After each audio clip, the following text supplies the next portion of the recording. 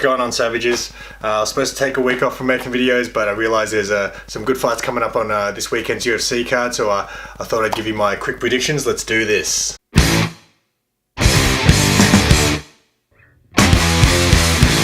Alright, so this weekend's fights, solid main card anyway, solid main card from top to bottom. I'm just going to talk about three fights that really excite me on this card. First one being Alex Caceres versus Kron Gracie.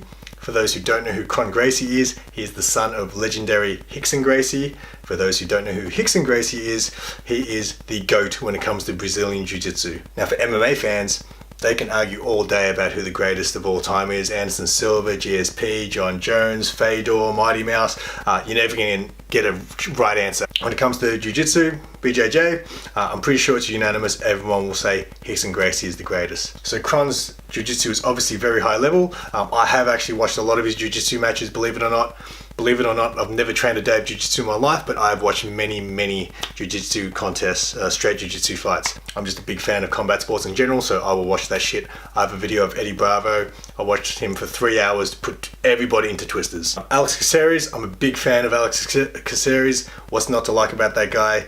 He has a massive afro, calls himself Bruce Leroy, and he has a smile that he just can't wipe off his face. Originally, I was going with Caceres when I first heard of this matchup. I just think he's been around long enough. He's very experienced. He's got good footwork and good strikes. He's well rounded on the ground, but obviously if Kron takes him down, he is Fucksville. So originally I thought that Caceres could definitely keep this fight on the feet. However, I think I've decided to change my mind. I think Kron is really going to look for that takedown and probably get it. And once he gets it, it's probably all over. Caceres has been tapped out before by guys like Uriah Faber and Jason Knight. But yeah, I have to go with Kron now, just knowing those facts.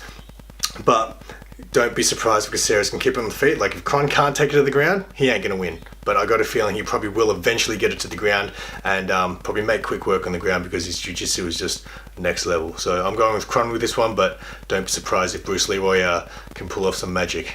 Second fight I'm going to talk about is Paul Felder versus James Vick. I'm a big James Vick fan. I think that guy is really good. He's well-rounded everywhere, good off his back, good on the ground. He's got really lengthy striking because he's so tall. He's massive for a lightweight as far as height goes. Gives a lot of people problems. Paul Felder, on the other hand, is obviously a Muay Thai striker, very high level Muay Thai striker at that. He'll knock your ass out, but he can also choke you out. He did choke out Darren Cruikshank, I think it was, with a rear naked, so he's definitely got ground skills as well. I don't think his ground game's as good as Vick's, but Vick has only obviously lost twice, and both those times he got knocked out really badly. Felder has been looking pretty solid. I think Felder's last fight was that Mike Perry fight, which he didn't win, but he did break his arm in that fight.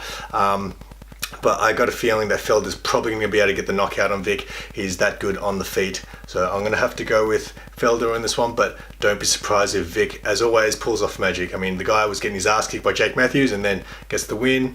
I think he was getting his ass kicked by Darren Cruikshank as well when they fought on The Ultimate Fighter and also got the win. So don't be surprised if Vick can pull it off, but I'm going to have to go with Felder on this one.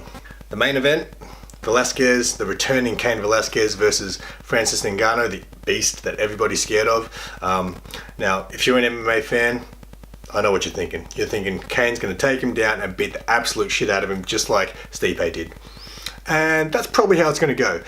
That's definitely the way I think, well, that's definitely the game plan I think Cain's going to have to come into this fight with. But look, you cannot count Ngannou out. That guy throws bombs at you, and if he lands, you are fucked.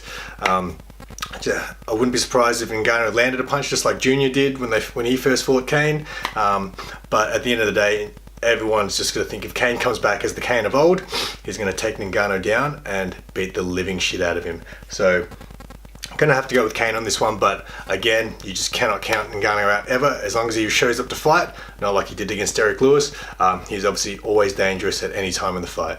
Alright, so that was my picks. I just really want to do it really quick today, just to give you my opinions. I'm not that confident on my picks this week, to be honest. I picked Silva last week and Gastelum, which unfortunately didn't happen with Gastelum. The fight got cancelled, but I was pretty confident with my picks last week. I picked Adesanya, but this week I'm not so confident. I think these fights are all quite closely matched.